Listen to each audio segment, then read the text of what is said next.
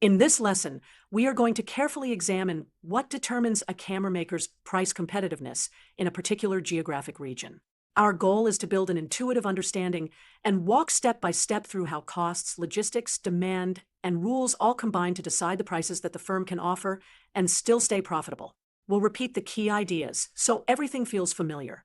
First, the firm needs a clear geographic anchor. We are focused on one region, and that region has its own transport costs, demand strength, tariffs, and even currency strength. Let me repeat that. Regional transport costs and tariffs act as modifiers to the factory's cost base. They either nudge the price up when the region is more expensive to serve, or allow lower prices when the region enjoys better access and lower duties. Second, think about the supply chain. The factory pays for manufacturing components, labor, and the logistics that move the cameras into the region. To make this intuitive, every extra dollar of manufacturing cost or trucking fee adds to the minimum price that the camera maker must charge. If these costs rise in the region, competitiveness drops unless the firm can find efficiencies elsewhere. Third, demand and competition in the region matter just as much. The consumers there may value premium features, or they might be more price sensitive. So the camera maker has to balance. Can it charge a higher price because buyers love the product, or is the region extremely competitive and requires a lower price? Now, let's collect the ideas into a friendly list of the primary factors that decide the camera maker's price competitiveness. We'll repeat them to lock in the intuition.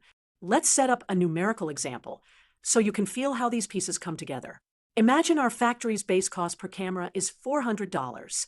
We have local logistics adding $20 and a regional tariff adding $30.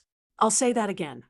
Base cost $400, logistics $20, tariff $30. These three components sum up the minimum cost that the firm must recover. If we add them, $400 plus $20 plus $30 gives $450 as the minimum total landed cost. Again, $450 is the baseline before any profit markup. Now, suppose the firm wants a 15% markup to support research plus promotions. 15% of $450 is $67.50, so the offering price becomes $517.50. To understand competitiveness, we compare to the main rival in the same region. They are offering a similar camera for $500. Since our calculated price is $517.50, we see we are slightly more expensive. That gap can be addressed by reducing tariff exposure, improving logistics, or negotiating better component deals. Or perhaps our product offers a high-end build that justifies the price to the regional buyers. So this is the trade-off that managers think through: cost structure versus perceived value. Let's recap slowly, reiterating the big ideas. The region determines the tariff, currency, and local demand conditions. We always start with the total landed cost, which is the sum of base manufacturing, logistics, and regional charges. Then we add profit markup that reflects what we need for R&D promotions and return for the investors. Finally, we compare to competitors to see if the price matches the value perceived by regional buyers.